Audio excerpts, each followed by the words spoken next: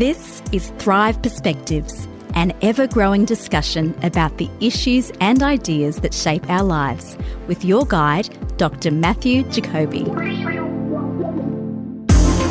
Afternoon, Connell. Afternoon, Matt.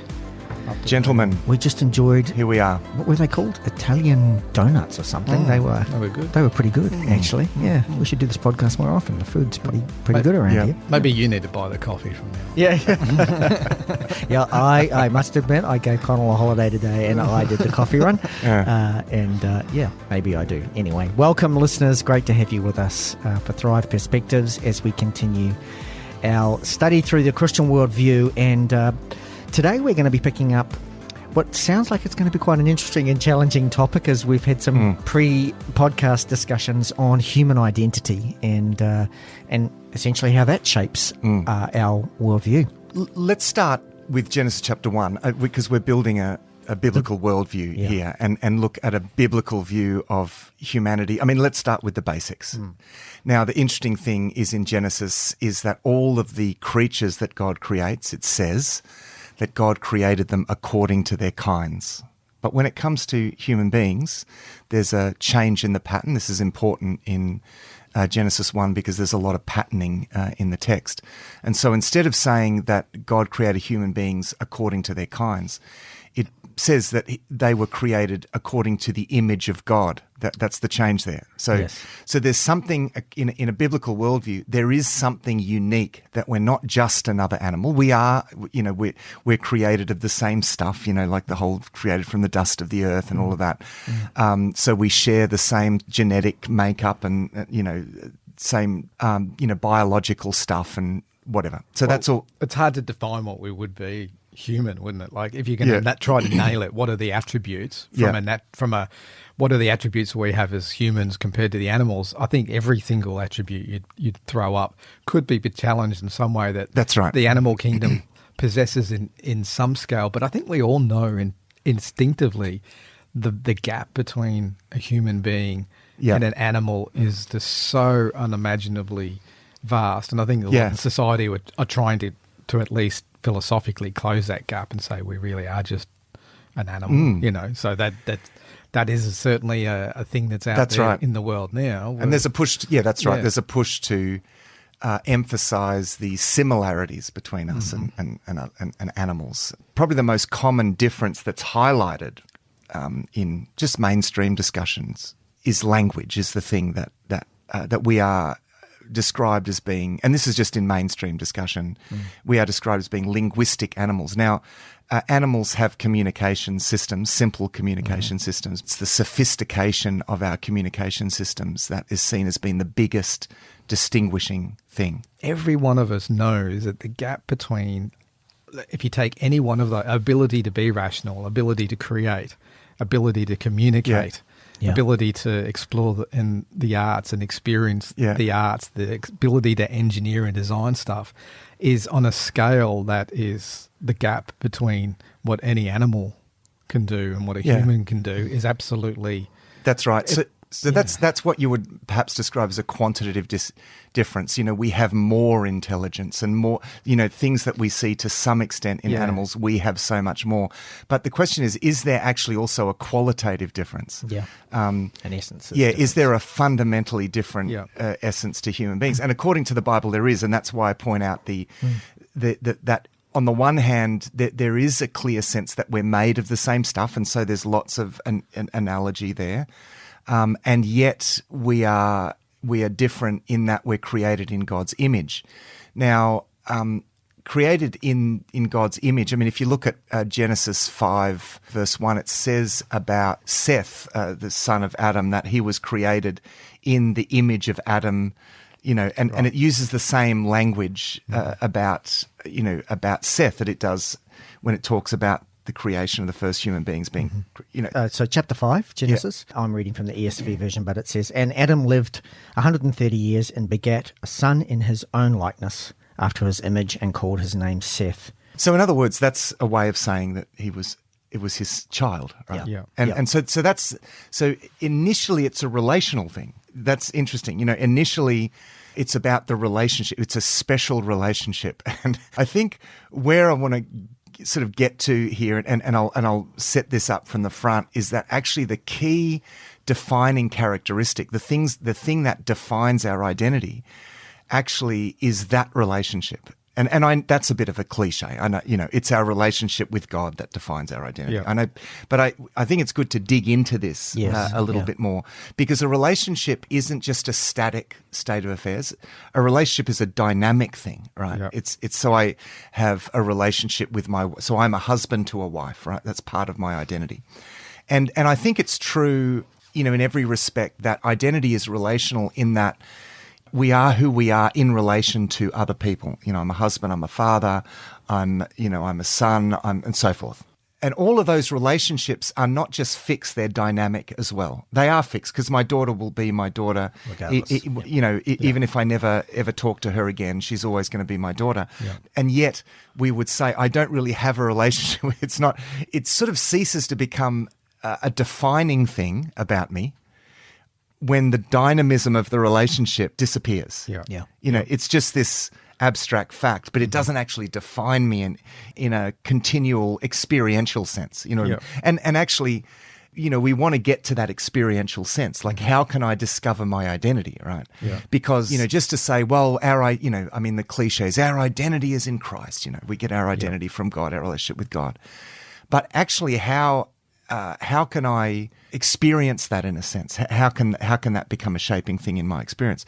Well, to answer that, we need to recognize that relationships are dynamic things, that they are, and they consist in interaction, right? Interaction, okay? Yeah. And the basic kind of action within that interaction is communication.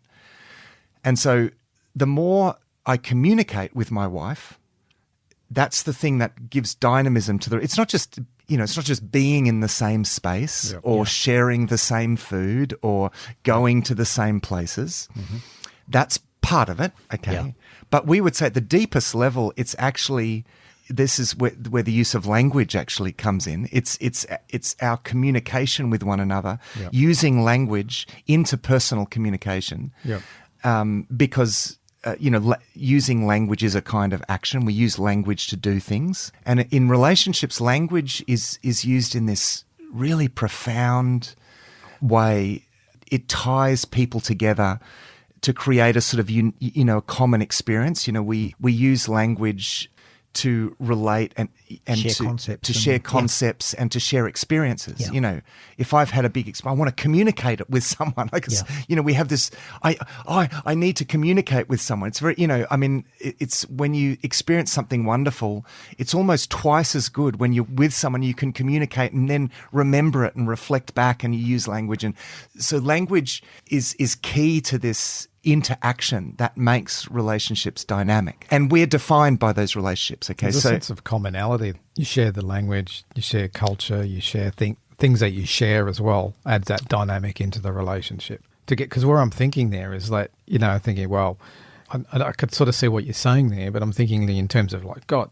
God wants to have a relationship with us, but how does that change or impact my identity? I'm thinking, what's the outcome of that relationship? There's an experience there that he wants to have with us where, we're in him and he's in us. And there's a sense of, there's something in us that we don't know, we can't put a finger on, that elevates everything that we can do, creativity and ability to reason, ability, every sense, every capability, every functional attribute within us is so heavily amplified that it's almost, where is that coming from? It's almost like there's something deeper within us that's powering that. And when you think about our relationship with God, maybe I'm on the wrong tangent here, but I'm thinking, what is it that God wants with us?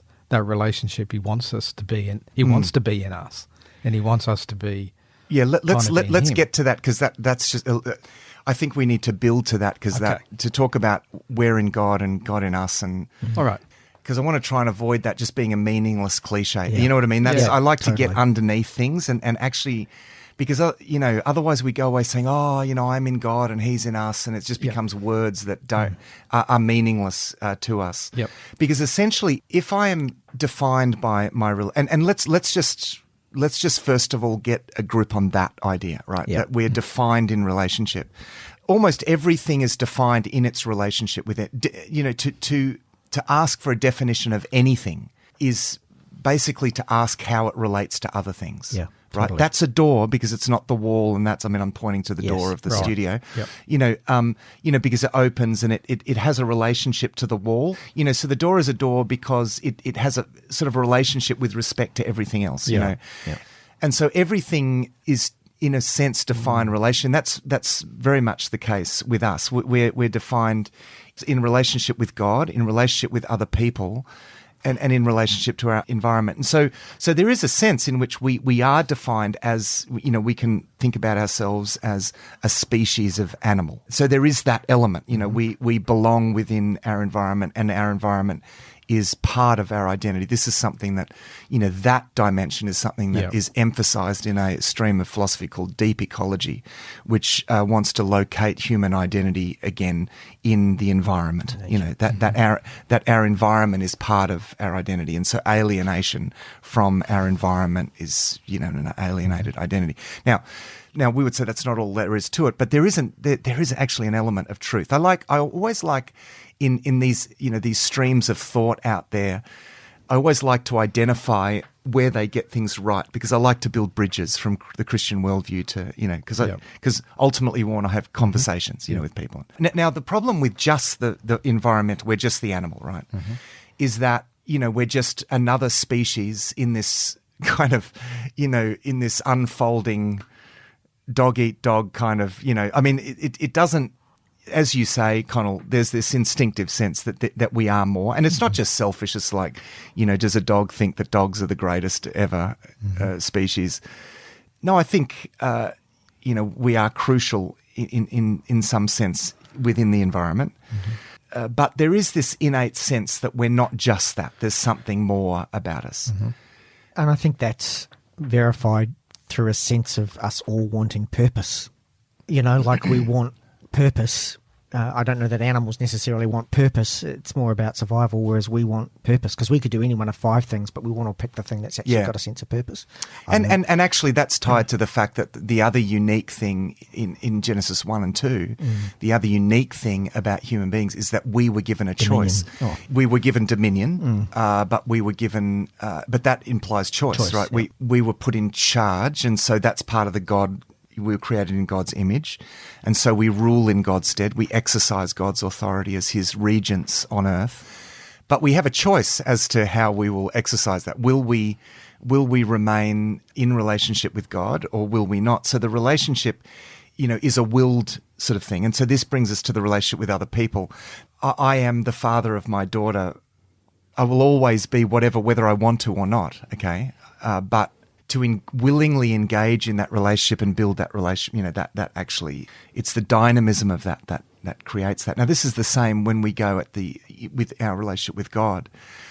That is the ultimate defining thing. We are defined because we are created by God, and in the highest sense of our humanity is this participating in the divine nature in this sense. And so that is a set state of affairs, like being a husband or being a father. And yet, when I interact with God, it's like that identity is sort of activated in a sense. It's actually the interaction with God. So in a sense, we sort of activate our identity in the truest sense when we pray, because prayer is a communication with God. And so, and relationships are communicated. They consist in communication. And so, the more we communicate with God, the more we become who we are, in the sense. The more we realize who we are. Yeah. Is there another way of talking about it, maybe instead of relationship? Do we make our identity relative to something? So we are who we are, being in contrast to who I'm not. Yeah. So if we take God out of the equation, then the comparative framework that I'm going to work in is compared to other animals. Who am I compared to other animals, or who am I compared to somebody else? That's right. If there was nobody else and no other animals, and I was completely alone in the universe, would my identity almost collapse, because I'd have no sense of who I am, because there isn't anything relative to who I am. It wouldn't make, you know what I mean? Yeah, and if there was just you and God, you would, because there's a relational... Well, it's who I am then. Instead of being who I am relative to the animals, it's who I am, or to other people, it's then who I am relative to God. But consider what happens, and I think the point that you make is a really good one, because when we draw our identity from our relationship with God, then we all have that, right? So what that emphasizes is our commonality. Like we share a common humanity, okay? Mm-hmm. Because, we all draw our identity from the same source. And it still validates individuality because we're all, we all have different attributes. But what that means then is that our identity comes from what we have in common rather than what we have different between us. Okay. Now, if I get rid of the God aspect, the God relationship, right, and I cut myself off from that, which is what human beings do, then in order to have a sense of identity, then actually my identity then is going to be formed in my contrast to you, because just me being the same as you doesn't give me any sense of identity. So it then becomes a comparative thing. And so I then start to locate my identity in my attributes, right? Because this is how ostensibly we differ from each other, is that we all have different gifts and attributes and so forth. Okay. So then, so straight away, and this is history, isn't it? Like it is. Once we cut ourselves off from God, then no longer are we defining ourselves in relationship to God as the children of God, and so of one family. And so the most fundamental aspect of our identity is no longer what we have in common. Once you cut that out, then suddenly my identity is how I differ from you. Yeah. Now, it could be even a tribal thing, because I think we still have this very, very strong inclination towards community, co-unity, this sense of I want to have something in common with other people, because innately we desire that, because we do. We're all children of God, right? And so what you then get is tribalism, but tribalism works again by contrast.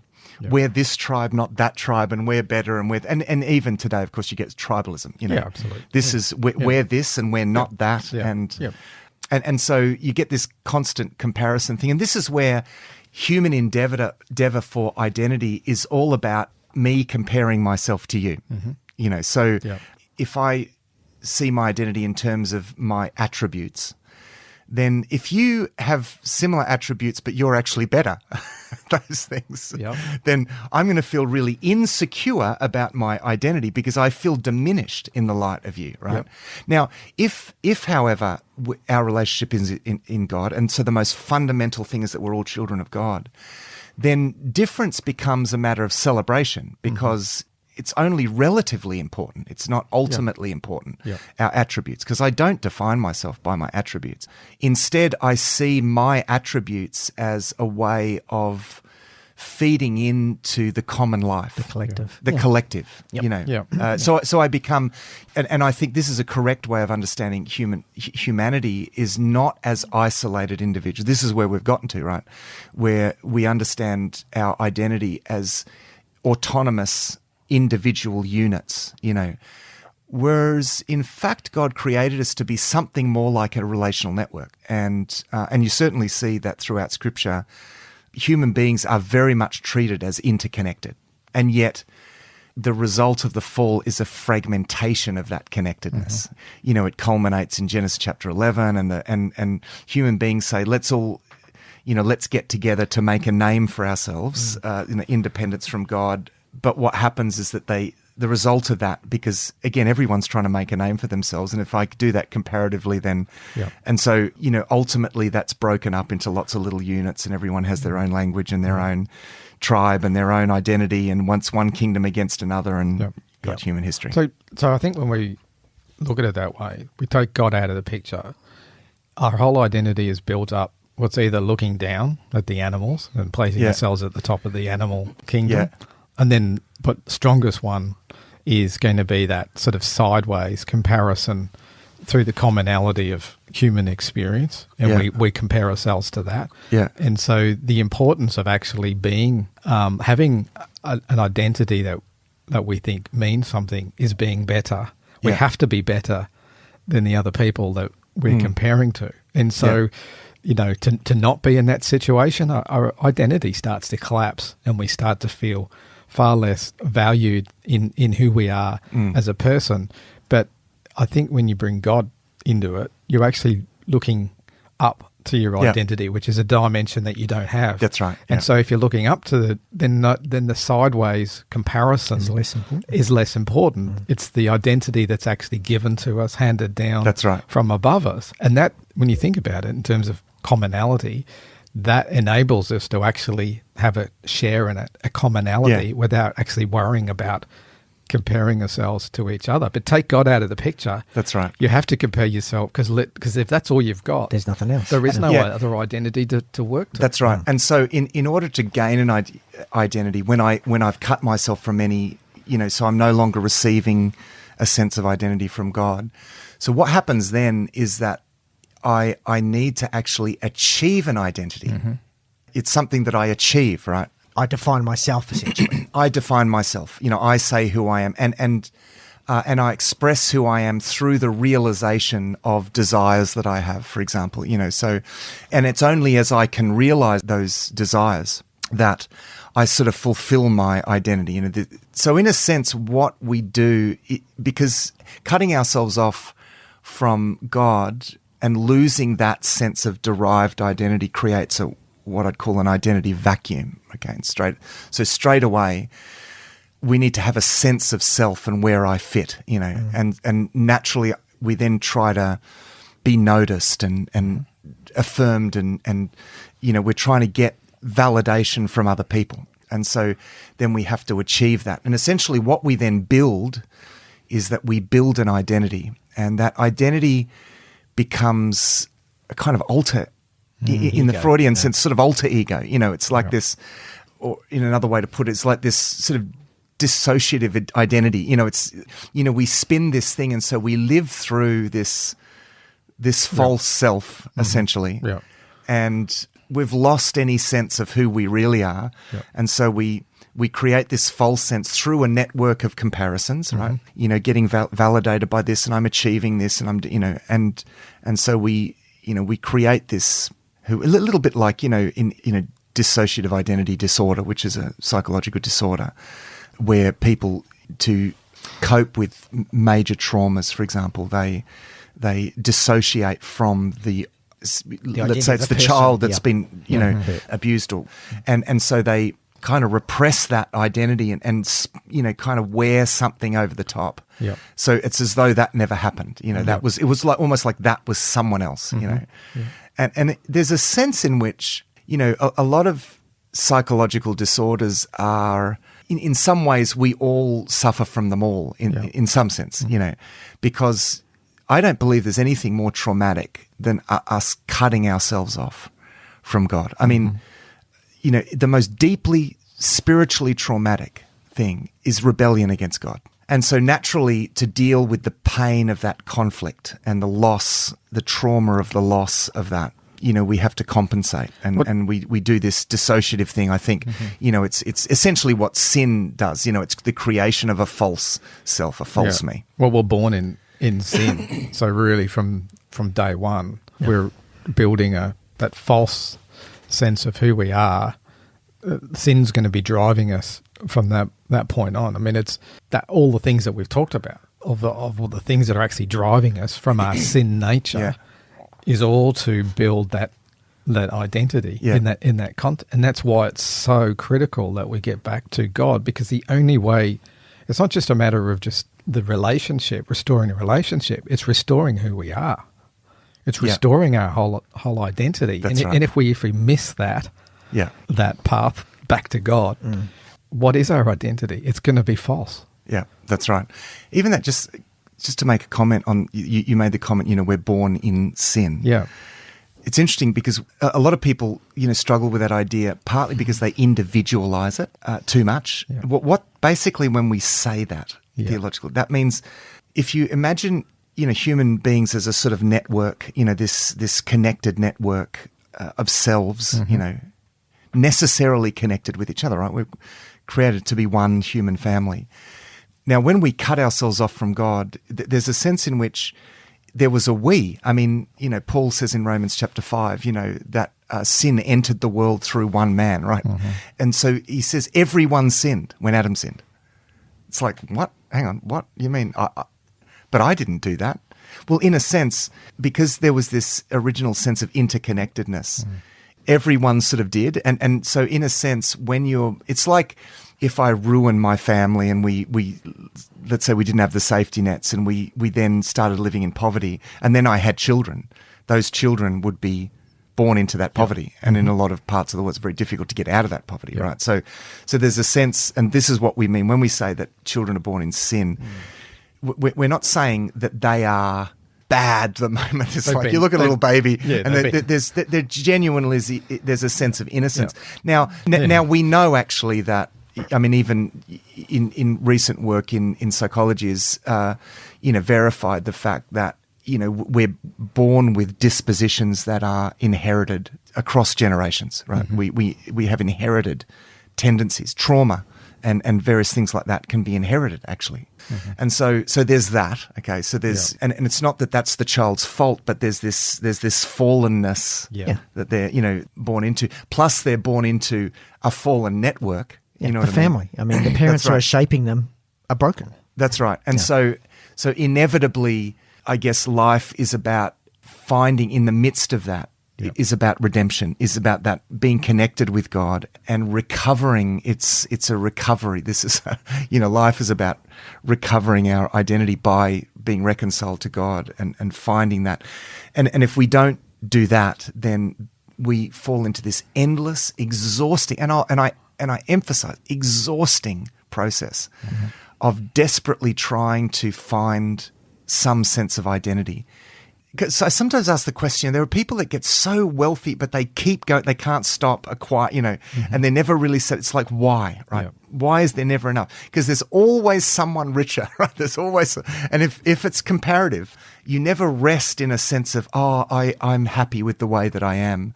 I mean, I know people, so, no, I'm just happy with the way that I am. But are we really? I mean, I don't think without, I think the only way we can truly be happy with how we are is, in relationship with God. Yeah. And even then, I mean, that's going to be, there's a sense of imperfection to that. Yeah. But if who we are is found in that relationship with God, then that's something that is not just about how I differ from you anymore. And I actually then can celebrate our common humanity and recognize that and celebrate our differences. Mm-hmm. That's, I think, the key. Could I suggest that I think also you say people are desperately looking to find their identity. Yeah. I actually think for people outside of a relationship with God are actually looking to create their identity, not to find their real identity, but to make the identity that they'd like themselves to be based on who they see around them, that whole comparative thing again. And I want to be like that person. And so then they go all out, to have the bigger car or the bigger house or the travel the most or whatever it might be that's actually shaping their identity. And I don't think we all necessarily are conscious of that. I mean, some people really worry about identity. They think about it all the time. Mm. And then on the other side of the scale, the bigger, I'm happy with who I am. I just want to, happy with my life. I'll just sort of cruise on through. And then there's those that are kind of, look, I'm dissatisfied with who I'm not so much trying to define. I'm not conscious of trying to define my identity, but I'm also, I don't feel my self-worth in my identity. I push back on that a little. I think everyone maybe thinks that they're not too concerned about their identity until something that they didn't realize actually strongly shapes their identity for them. Yeah. Like I can remember when I was going to have to shut down a business that I'd worked for with a whole heap of staff, and I didn't think my security or self-worth or my identity was tied up in my role running this organisation. But man, suddenly I felt like I don't know who I am. Have I, it brought into question my identity, that whole sense of I might not have a job and I'm the provider for my family and things that I would never, if anyone had asked me when times were going great, I would have gone, no, I'm fine. It's not until it's taken that you suddenly realise, actually, man, I've got my self-worth and security and significance tied up in all the wrong things. And that's what I was kind of meaning, even though I think people that aren't necessarily pondering the identity question consciously every day. And I think some people are, but not everybody is. But somewhere inside, it's deeper than a conscious thing. It's not a daily struggle thing, but it plays out. But I think that's because we layer what we want to be our identity over the top of those feelings of who am I really? I think we just, we Well, I think it drives a lot of the things that we strive for. Yeah, totally. The striving. Yep. Doesn't matter who you are, you're still striving for things. You're still trying to maintain control. You're still working hard to be in control. Something in your life. And that all connects back into identity. So there is a continual process, because it's not in the same way as in the truest sense, our identity with God is something that we live out through this constant process of relating to God. It's something that becomes a matter of immediate experience, and I'm constantly validated in God's love. And Brian Rosner, who's the principal at Ridley College, wrote a book on human identity, and the thesis of the book is that our identity comes from being known by God. Is this sense that as I relate to God, that has this mirror effect, that God knows me, He knows who I am, and so there's this sense in which I experience God's knowledge of me as He fills my heart with His Holy Spirit. I'm actually living in God's knowledge of me. In a sense. You're contrasting there a false identity, talking about true identity. Yeah, that's right. There's actually a true identity that we would define as that's right. how God sees us, rather as opposed to how we see ourselves or what we've tried to build. Or even how other people see us. And this is where, as constant as that process of relating to God and receive, as God communicates continually His love and His knowledge of us. And so that's this perpetual sort of thing. In the same way, that's the true identity. In order to maintain the replacement for that when we're cut off from God, that too actually has to be a perpetual thing. It's not enough for me to win a Nobel Prize. I'm only ever going to feel as validated by the last thing that I achieved, or the last bit of adulation, or the last bit of, and so in a sense that is actually, when the Bible talks about pride, it's talking about this sort of identity creation habit that we have, this propensity to build up something, to make a name for ourselves. That, that statement in Genesis chapter 11 is the ultimate statement of pride. I'm going to make a name for myself, because then, when you turn over to Genesis chapter 12, God says to Abraham, I will make for you a great name. In other words, a name is very indicative of identity in the biblical context, right? So when God says, I will make for you a great name to Abraham, He's saying, I'm the one that's going to determine who you are, not you in that sense. Yeah. And that's, and that's something that's set, but it's also something that's perpetually. And so pride is this process of trying to make an identity or try to make a name for ourselves. And I know we might think, but what about people that don't succeed? And I think it's important that we don't define humility as failed pride. Often we confuse failed pride with humility and think, they don't have pride. Well, it's just that their pride is, failed pride is different to humility. Humility is almost when we become completely transparent reflectors of God. It's this recognition of our absolute dependence on God for our identity. That I am nothing actually without God. So there's a sense in that then that it's a journey, because I think a lot of people too would go, well, I'm a Christian, my identity is in God. Yep, I get that. Done. I believe that. Done. I don't think that's quite how it works, because I think if we've got that false identity, we often see that our identity in God is just a new, improved, clean up around the edges, remove some of the, the jagged edges and so on. There's a sense that that's what God's going to do. He's going to just clean it up a bit and, make it a bit better and so on. And I don't think we understand the gravity of the great point, the situation that we're actually facing here. That's right. And I think because that's what the false needs to be demolished completely. Yeah. And this is the concern that people have. It's like they want to become or they won't become Christians because, well, I have to change, or there's this, but I don't want to change. And I like this the way is who I am. Yeah. This is just, it's the comments of people say, well, this is just who I am. And can I become a Christian and just be who I am? And the answer is, you don't have to change to come to Jesus. But when you come to Jesus, everything is going to change because it's a death and resurrection experience. What dies? It's the false self that dies, and a new self is going to emerge. So the alter ego is going to be dissolved, not all at once, but there's this tearing down of this false facade or whatever, and it's the recovery of the true self underneath that. I think the best description of this, Connell, is in Thomas Merton's book, New Seeds of Contemplation. He talks a lot about, and that's a book that you and I have shared and enjoyed. He talks a lot about really the Christian journey as the sort of dissolution of the false self and the recovery of the new self.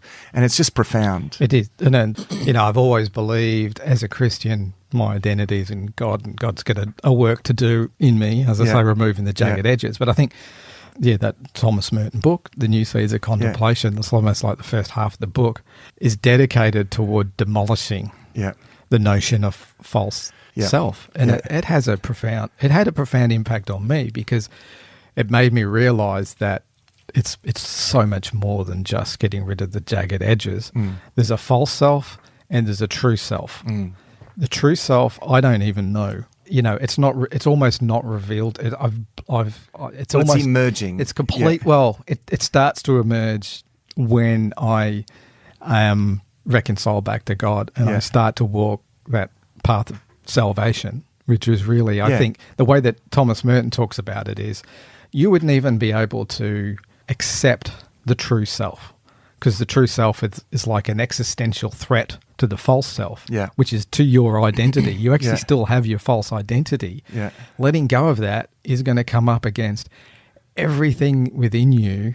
You're going to fight against that because you're having your identity taken away from you. Because there's so much security in that. We're habitually finding security. Yeah, that's right. In that. And thinking back too, when I was reading that book, I remember when reading it through, and I'm looking at, and there's talking about that false identity and talking about the true identity, and it had a really, really shaking, profound effect on me in the understanding of that. And actually I had to put the book down, and I thought, I'm just going to write down, because it's spread over lots of chapters, because he builds it takes a while to build his argument for it. And it's like, I just want to try to capture it in a way that succinctly describes it.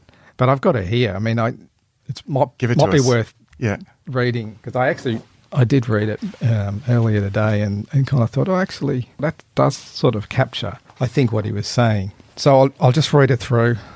We have a false self and a true self.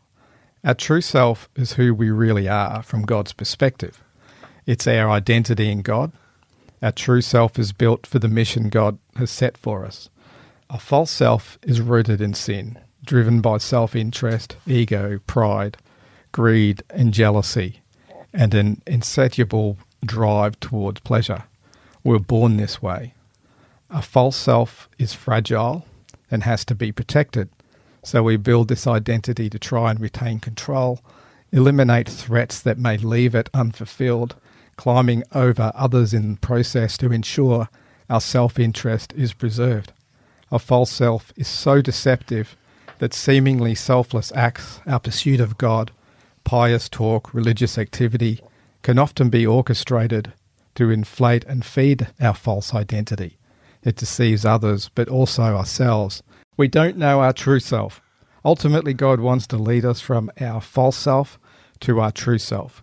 He needs to reveal our true self within us, but we have to be willing to let go of our false self. But while in our false self, the true self is a threat, letting go of our false self is a journey. We can't just push it aside, but instead have to walk the path of salvation.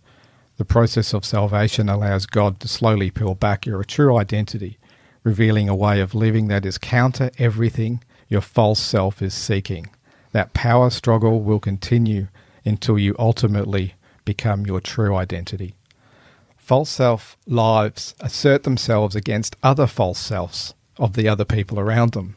Each false self wants what the other false self has, seeing them as a threat. There's always another false self trying to take what you have. There's always another false self that has what you want. But one day we'll be stripped of all the things used to prop up our false identity, our job, our community, our admirers, our wealth, our talents, education, honours bestowed upon us. When we are naked in our false self, we realise our whole identity was a mistake that didn't really exist. We spent all our lives building it up. Is this hell? The pathway to God is cut off. Our opportunity to become our true identity is lost for eternity. All that is left is the torment of our false identity. And that's the tragedy, isn't it? I mean, you highlight the tragedy because it is a tragedy. Yeah. It's the human endeavour, like apart from God, creating this thing that's completely and it's like we just, it's self-demolition, really. I mean, we create this false thing that, we then have to sort of live with. Well, that's the thing that hits me with it. It is the tragedy of our false self. Yeah. It's not just a bit of imperfection, some rough edges that need cleaned up. Yeah. It is a tragedy if we don't deal with false self. It's such a haunting idea that he paints there, and I that's what I found so confronting. Yeah, because we've all to some extent got to allow God to strip that away, and this is the thing: you actually can't. We can't save ourselves from our false self. It's like a cocoon that we weave. We weave it, right? Mm-hmm. But then you're stuck in it. It becomes like this. It's a costume that becomes our straitjacket, right? Mm-hmm. We can't actually emerge from it. And we actually need God to break in from the outside, actually to tear it off us from the outside. And this is the death experience that Jesus describes. If anyone loses their life, they will find it. I mean, there's a literal sense to that he's, you got to be prepared to give up everything. But still, when he says, and there's at a point Luke records Jesus as saying, unless you give up everything you have, you can't be my disciple. And the everything you have is, even at that time was so associated with identity. That I get my identity from what I have, my things, my status. That's right. Yep. And it feels like to lose that is to lose your life. Mm-hmm. Really, to lose everything is to lose my life. Yeah. And yet he's saying you've got to be prepared to lose all of those things that make up that false identity. You've got to be prepared to allow that to get stripped back. I think that's the thing with this. It gets through a lot of the cliches. Yeah. The things that we say, we've got to be prepared to die to ourselves, and we're living our lives for Christ and all of those sorts of things. And it's easy to say that. But I think when I look at it in this context of what false self actually is, it explains all of those concepts in a way that we're actually completely deceived and deluded in the false self, and we can't help it. It's completely instinctive. It's all that we know. It's our natural inclination. And letting go of that is actually going to be incredibly difficult journey, I think. Because, as I said there, it's an existential. It's basically killing the identity that we've built. We have to let go of all of those things that we thought made that identity valuable, and it's intrinsically linked into who we think we are. Yeah. So you don't just go, oh, okay, and just hand it over to God. It is a journey in the, it's that peeling back, that's revelation bit by bit. So gradually, the light of the true self starts to. Yeah, there's a gentleness in the way that God tears it apart, but it can still be a painful journey, and and often it's dismantling the things that we get our identity from, or at least shaking them so that we realize what's happening. I mean, it's terrible in the sense that even the purest of human relationships can become means to an end. Like I can want my children to be successful and be good and all that because of the way it reflects on me. you know, and be really bitterly disappointed in them. Why? Not because it's about them, but actually because of how it reflects on me. You know, it's terrible. You know, it's supposed to be. And yet, you know, there's something so wonderful and liberating about letting that false self go and living in this sense of oneness with God.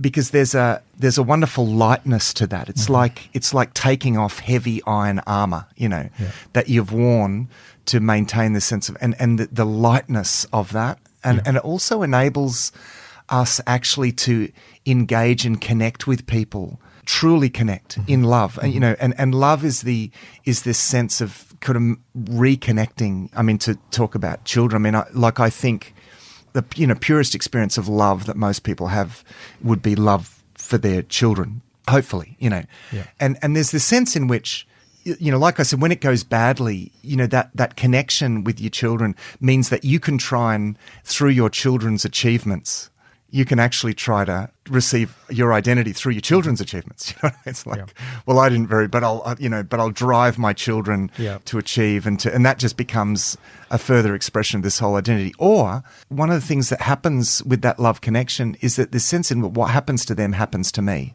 Now that, as I said, that can go badly because I can want them to achieve because I feel like I'm achieving when they're achieving. But that connection, that connectedness was created for something wonderful. And in a sense, if that is what love is, that level of connectedness, so that what happens to you, in a sense, happens to me. You know, imagine a humanity connected like that. Imagine a humanity interconnected to this point. And this is, I think, what Paul talks about in the body. We're all different parts of the body, and we have this oneness that celebrates the diversity within the body. You know, it's not everyone should be this and not everyone should be that.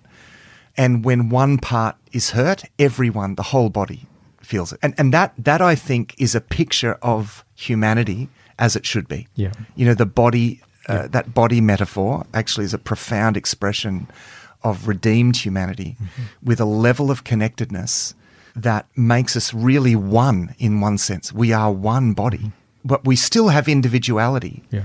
But in the highest sense, we're one. We're all united with God. We're flowing together as one. And yet we have different giftings and different abilities, and we celebrate those, right? So you succeed, and I celebrate your success and your difference from me. You know, I can celebrate that because it's not a threat to me. It's not an existential threat to me anymore. Yeah, that's right.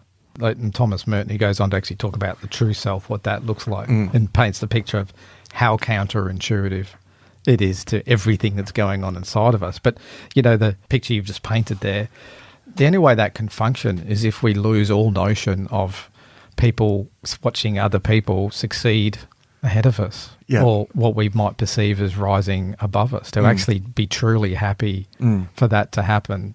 Yeah, we just can't derive our identity from striving to be the one that's trying to rise up all the time. And it's like I think I said earlier on, like it's almost like identity. Why should I care about identity if I'm not thinking about identity on a daily basis? But identity is that striving. It's the thing that makes us strive for certain. If you really look at everything that we strive for, it all comes back to our identity and what it is that we're trying to create and build for. And what are we trying to become? And there's nothing wrong with striving, but if that's the thing that we're striving for, God wants us to strive to Him, to deepen the relationship. Yeah, that's right. And I would say the striving for many of us, and here's a bit of a reality check from my experience in all of this is that when you say peel back the layers and get to the real identity, I think for a lot of us, certainly for me, there's a lot of what I would consider to be modified behaviour because I want to be like another person who I like the way they're compassionate and caring, and I'm not naturally that. So there's actually the layer of the modified behaviour before you get to the false identity, before you get to the real identity. And this is where I think, like, if I'm going to base my identity on comparative, there's even more layers because I've actually modified my natural behaviours outside of I'm not talking about my true identity, I'm talking about my false identity, but the one that is who I am. I've modified that for acceptance or to be other people to think that's great. I'm actually trying to impress other people as opposed to actually really coming back to my identity being in Christ or in God who created me in his image. And I think that's a big challenge. I know lots of Christians who make the decision and know that they want to change, as you said, Matt. Anyone, don't need to change to come to Jesus, but everything is going to change, and then give up because it's so hard to break down those false identities, and they start with behaviors often, and they just go, I just can't do this, because everything around them, all of the culture, everyone else they associate with, is playing the false identity game, and it's incredibly difficult. And I think this is where you get people with low self-esteem, who the opposite of us, where we think we're maybe us. And when I say us, I don't mean us specifically, but most people, where we think we're doing okay, and there's a lot of people who know they're not doing okay, and they really struggle with self-esteem because they're comparing themselves, their false identity, to everyone else's false identity. And we can even build a religious false identity, and this is something that that Merton refers to. It and this is one of the problems that Jesus dealt with, isn't it? In the the Pharisees and Sadducees, there was this sense of building this false, and therefore they were not correctable. Yeah. They had to be self-righteous, because we've built this, and we can't allow you to undermine this, because that's an existential threat. Interestingly, Merton, most of his examples of false identity, he's actually talking about Christians. He's talking about leaders of churches, building empires and organizations and structures and even those things that have the appearance of godliness and that's right. of rightness. Yeah, and he's concerned about the flip side of that, which is what you're talking about, Stu. When we don't achieve that level of godliness, or we feel hopeless, and we haven't succeeded in living out our faith well, and we haven't been a good witness, or we have moral failures, and because we habitually associate our identity with our achievements, so then we feel, I'm such a bad Christian.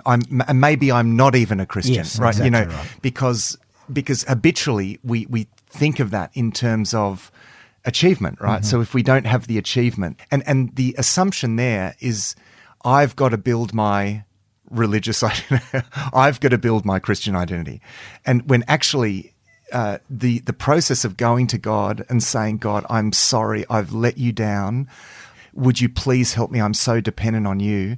That's a relational moment. And God, throughout the Bible, is saying, I would rather that, right, than have someone that's achieved all the religious, moral, and mission, achievements.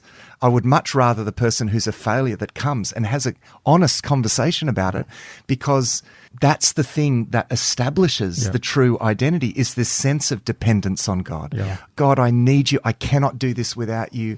I'm so sorry. I need your forgiveness. Suddenly, right now you're relating to God as God.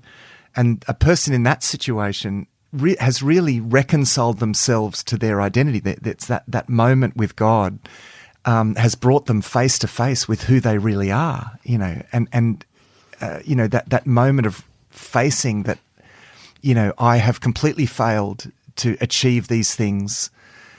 It's easier to let go when you face that failure than when you think you've succeeded. You know what I mean? And so, if you're listening, you feel like, I feel like such a failure as a Christian, and you have an opportunity actually to take that to God and to recognize your absolute dependence on God.